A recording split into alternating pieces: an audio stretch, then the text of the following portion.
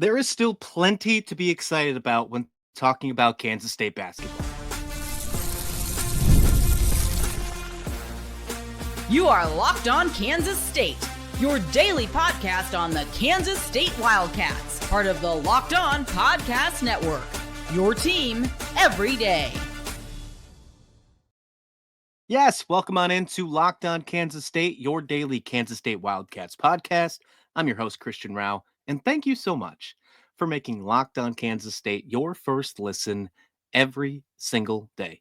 Welcome back to my everydayers. Thanks for joining into the show. If you haven't already, click that like, subscribe, all that good stuff on YouTube. We are trying to continue and grow this page. We are very close to 600 subscribers. From the very first whistle to the final drive, FanDuel makes the NFL playoffs even more exciting. Right now, new customers can bet $5 and get $300 in bonus bets if you win that very first bet. Visit FanDuel.com to get started. Well, we got to talk about the elephant in the room. Obviously, the Kansas State basketball team is not doing well.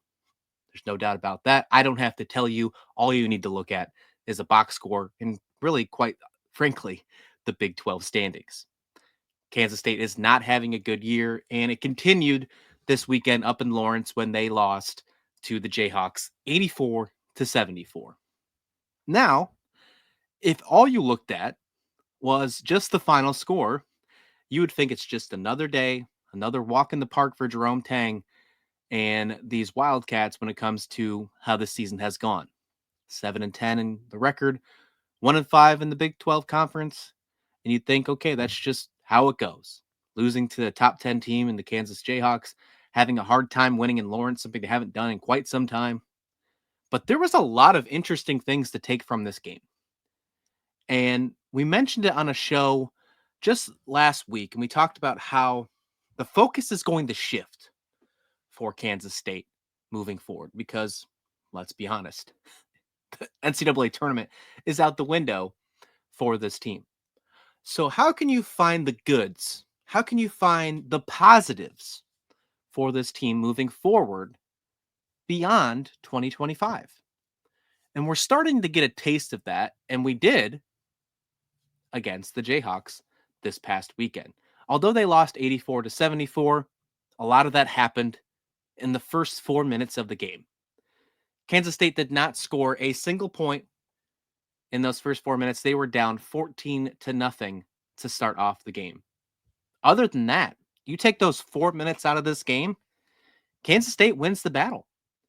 Kansas State outscores the Jayhawks 74-70 in the rest of the game. Now, that's not how this game works. You got to win all 40 minutes. Don't get me wrong. I know that. But it just shows you, and it kind of brings you back to what Coach Tang has talked about in his his press conferences over the last few weeks, that they feel like they're just this much away. So close. They need to tinker with things. And how can you not think that that's exactly what they're doing and why they're not far away from it when you are 4 minutes from beating a top 10 team on their home court, something you haven't done in a very, very long time. I want to talk about a certain player on this matchup because I think we finally started to see his coming out party, if you will, and something we should be super excited about for the future of this program. But I think we also have to discuss the fact that if Kansas State continues to play like this, then we're in for some better basketball for the future. Now, that doesn't mean we're going to make the NCAA tournament. It doesn't mean we're even going to make the NIT for what it's worth. But I think we can build momentum for the rest of the season, and hopefully that momentum carries into the offseason. Because if you continue to lose basketball games at this type of level, not only are you going to start questioning the type of players on this team, but you're going to question the leadership and coaching, which I know many have already done so. And for the record, some people are already calling for the firing of Coach Tang. And I should probably let you all know that that's not going to happen. Even if he continues to have a rough season because the buyout for his contract is absolutely insane. I don't have the numbers in front of me, but I think it's somewhere close to about $18 million. I think that's the last time I read it. I could be wrong. Let me know if in the comment description below what it is. Help the viewers out. And when I get to it, I'll also pin a comment in the YouTube comments below. But it's not going to go anywhere. So now we need to focus on the momentum. That's the biggest thing that we need to moving forward. And if you're a K-State fan, you've been through this before. Not lately, but you've been through this before.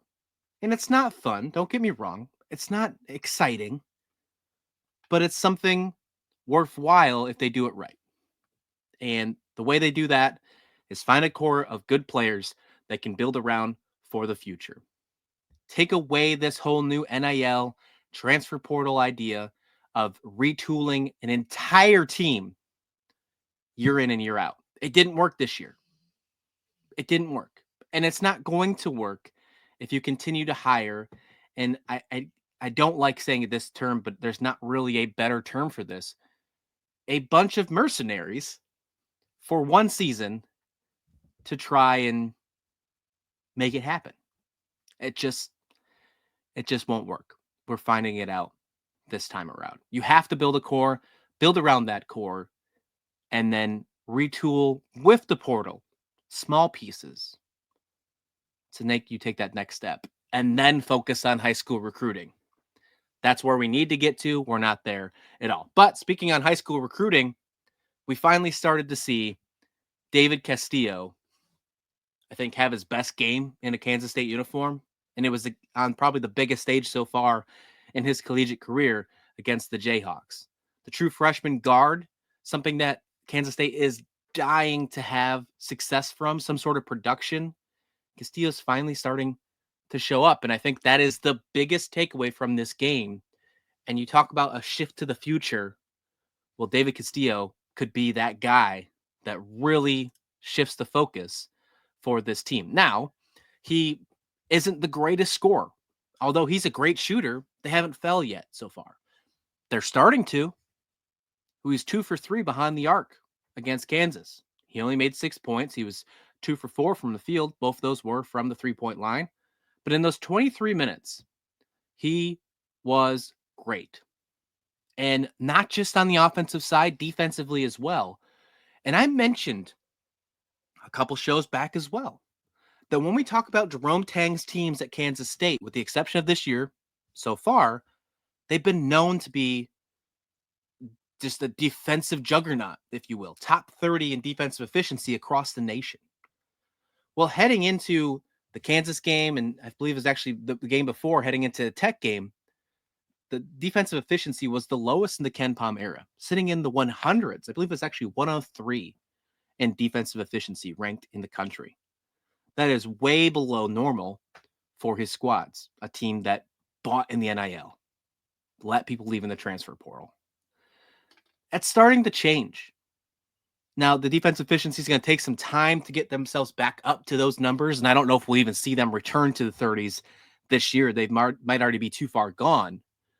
But looking at individual players, and in this case, David Castillo, he led the entire team this week on Saturday with plus minus. It's actually back-to-back games that Castillo's done that. And Kansas State outscored the Jayhawks by 15 points when Castillo was on the court. He only scored 6. He only actually got 1 assist. But that type of presence, meaning his defense was stout, 15 points, a plus minus of plus 15. That's a game changer. And if it continues to progress and it continues to improve, we might be seeing a star on our hands, and hopefully he can stick around and they can build around him moving forward past 2025. You have a strong defender with a strong IQ that can facilitate. That's something that we need to start seeing a little more from him, is how he can facilitate. I think that can be an improvement moving on this season we focus on. But if he's not being a negative asset to you out on the court when he's out there as a freshman, how can you not be excited about that? And I think that alone is reasons to continue to watch this team, watch them grow, even if it's through the thick and thin, through the tough times. I think it'll come out on the other side a lot better when it's all said and done. I want to talk about some comments that Coach Tang said after the game and really what we weren't supposed to hear. I want to talk about that and what that might mean for the culture and the buy-in of this team. And then I want to end the show with a little bit of national championship fun as we got the Natty tonight and talk about some fun on there. So we'll get to that right here on Locked On Kansas State. Well, this message is brought to you by Prize Picks, the place to get real money sports action. With over 10 million members and billions in winnings, Prize Pick has changed the game in daily fantasy sports. Whether it's playoffs or the regular season, Prize Picks have made it easier than ever to win while enjoying all the football action. Now, it's playoff time. The divisional playoffs were a riot this weekend, and there's no better way to get in on the action with Prize Picks. Here's how it works. You simply pick more or less on the two players, and if your picks hit, you could win up to 1,000 times cash. Yeah, $1,000 in cash. Now, I went out with my picks this last weekend talking about who I thought was going to step up for teams, and I picked over for Terry McLaurin in receiving, and I didn't even check. I'm checking right now as we speak. I said over 70, and he finished with 87, so I won that bad boy. And then I picked over for 100 yards in James Cook for rushing. And I don't know if he made that, although he played very well, but they played with a lot of running backs in that matchup, and he went for 67 yards. So I was 1 for 1. I missed out on that, so I wouldn't have got the $1,000 in cash, but I still felt pretty confident about my picks. And I think I would go for it again. Once we get closer to the AFC NFC Championship, I'll give you some more picks here. But there's plenty to do, and it's not just football. You can check that out over on Prize Picks. So ready to run your game this football season? Download this app today and use code LOCKEDONCollege for $50 instantly after you play your first $5 lineup. That's right, just $50 for playing. So don't wait. Take your game to the next level with Prize Picks. Prize Picks, run your game. And welcome back to Locked On Kansas State. Hey, for your second listen today, check out Locked On Big 12. I'm going to actually join Drake Toll on the episode right after the national championship. We're going to talk about the game. We're going to dig into all the good stuff over on Locked On Big 12. So be sure to check that out. I'll also be sharing that on my socials. You can find me on social at Christian S. Rauh over on the Twitter X machine, all that good stuff. But check out Locked On Big 12 for your second listen. We're going to be digging into some Will Howard love for sure. And I want to finish this episode with Will Howard. We'll get to that in just a moment. But first, I want to talk about a conversation that was caught on a hot mic, if you will, by Coach Tang and over the presser. I believe it was Mason Voff of On 3 that asked the question. That's what it sounds like on the radio call or on the broadcast, if you will. And he asked Coleman Hawkins a question about really his decision about him coming to Kansas State. And obviously we know that there's something to do with NIL and the decision making that of him collecting a decent amount of money. Don't get me wrong. And obviously him trying to boost his NBA stock. Now, I wonder if the way that he's played and the way that the team has performed, what that's going to do for him this season. If NBA teams are going to want to see how he handles adversity, or if they think that he can't lead a team. It's going to be interesting to see how NBA teams, take on Coleman Hawkins as the leader of this squad right now, moving into his NBA draft, his stock, if you will. But before Coleman Hawkins had the opportunity to answer the question, Coach Tang whispered over to him, and it was picked up by the microphone, saying, "You don't have to answer that if you don't want to." Now, that's an interesting thing for me. You're in the middle of a media scrum right after the game, a tough loss, your fifth loss in a row, the largest in Coach Tang's history while being a part of Kansas State. And it really wasn't a tough question asked by Mason. I think it was a very fair question. I think it was a tough one. I think it was tough in a sense, but I do think overall it was necessary that you needed to ask. And Coach Tang tried to get his star player out of it.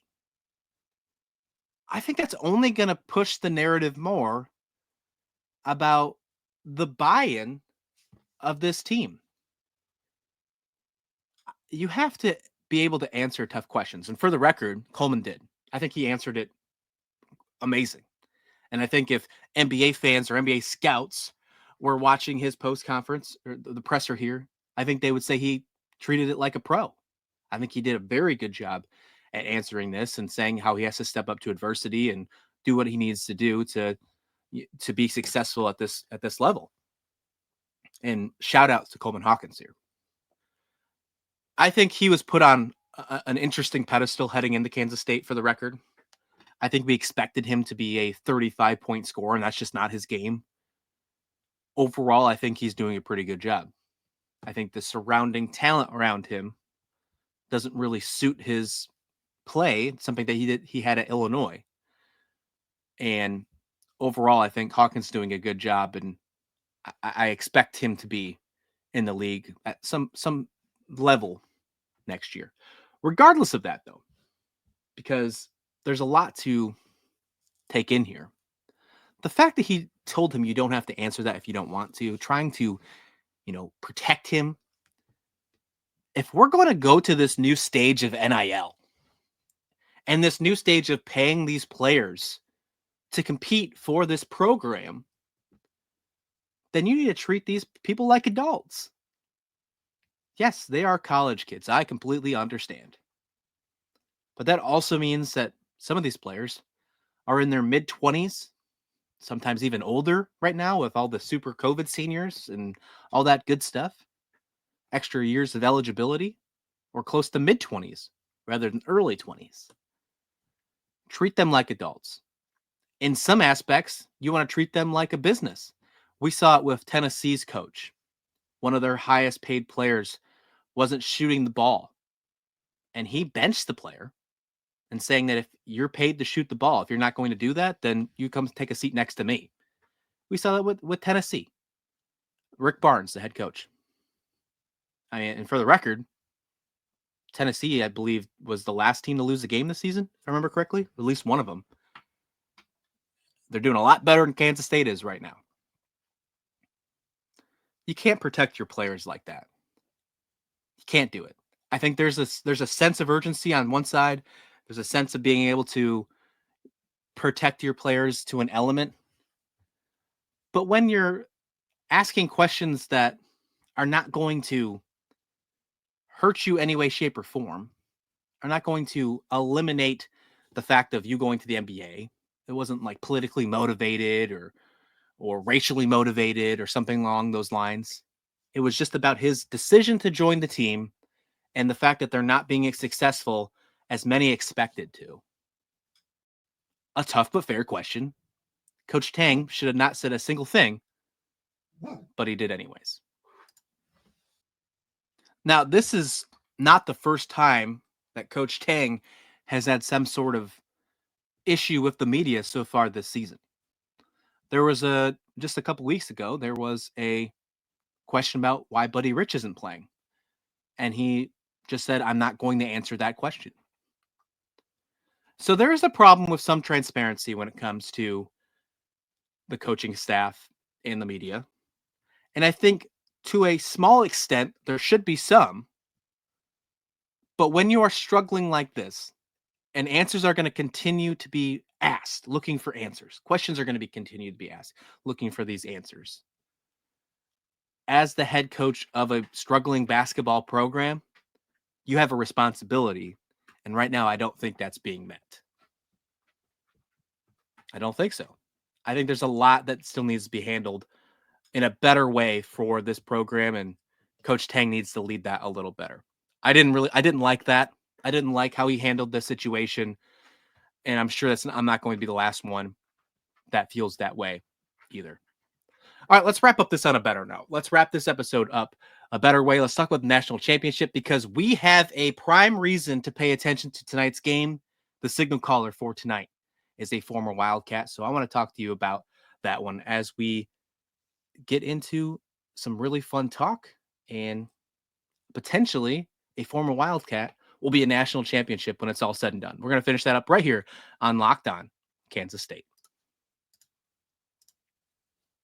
Well, from the first whistle to the final drive, FanDuel makes the NFL playoffs even more exciting. Right now, new customers can bet $5 and get $300 in bonus bets if you win your first bet. That's $300 to keep the action going. The FanDuel app is easy to navigate, variety of bets that keeps the game exciting. Plus, when you win, you get paid instantly. No waiting around for your winnings, whether you're betting on your favorite team or just looking to add some extra excitement to the playoffs. FanDuel has you covered. One of my favorite things, and I do it every single Super Bowl, is I bet a crazy parlay, like a 8 or 9 round parlay.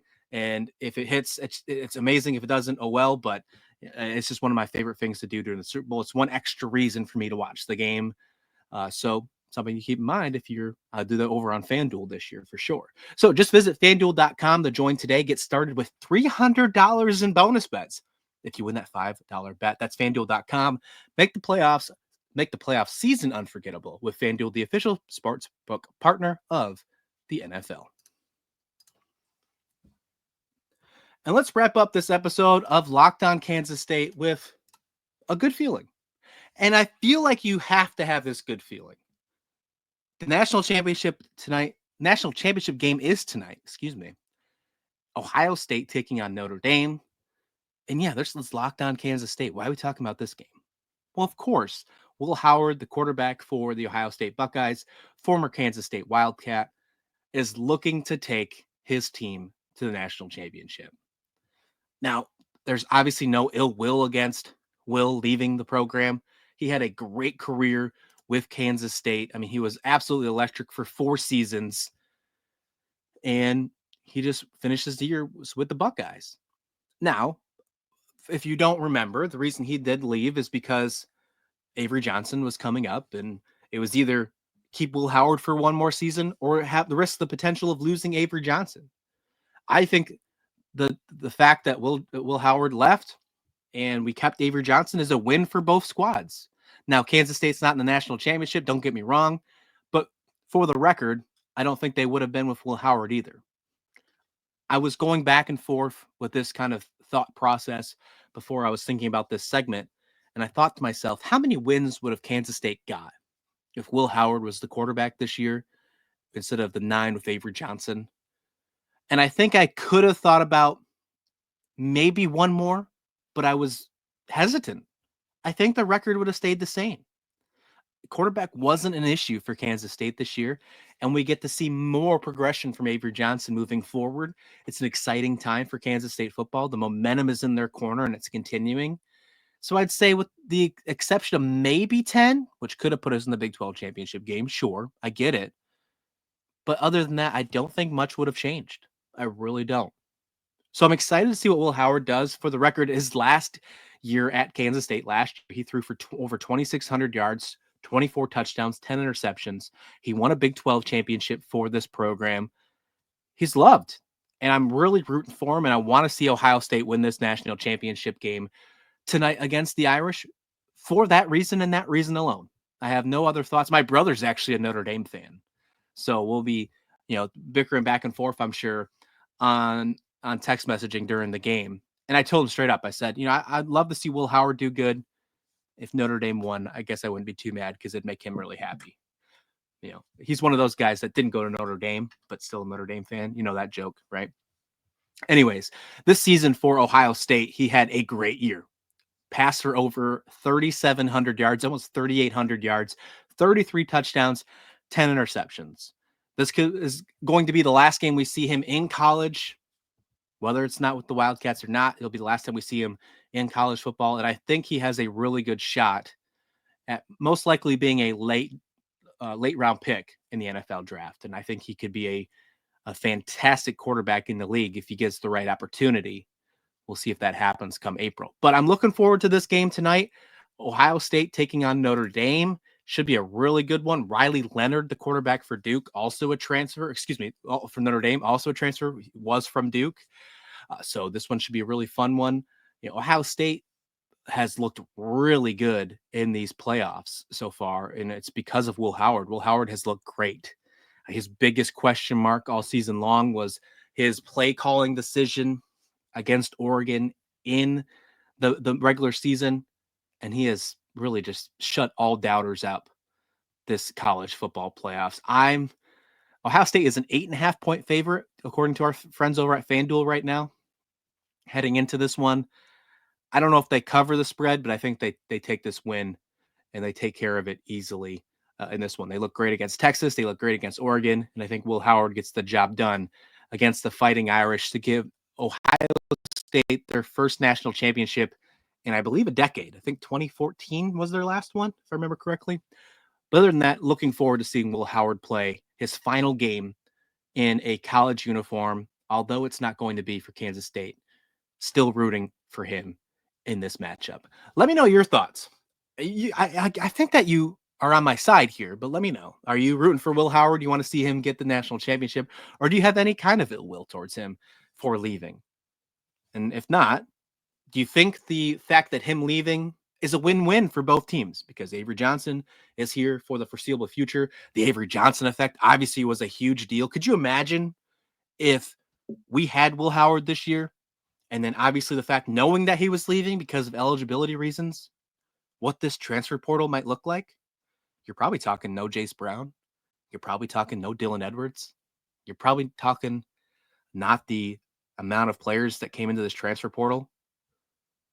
The momentum on National Signing Day might not be the same. You might not get a Lincoln Cure if you have a question mark at quarterback heading into 2025. You don't have that because Avery Johnson is here in this case. Let me know all your thoughts in the comment description below. We got plenty to talk about this week as we continue to talk about some basketball. We got women's basketball talk. We have some unfortunate injuries we have to get to.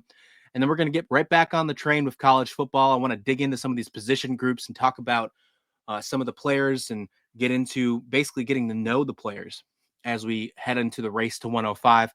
We're going to start doing that all here on Locked On Kansas State. But until then, please like the video, please subscribe. And until then, this has been Locked On Kansas State.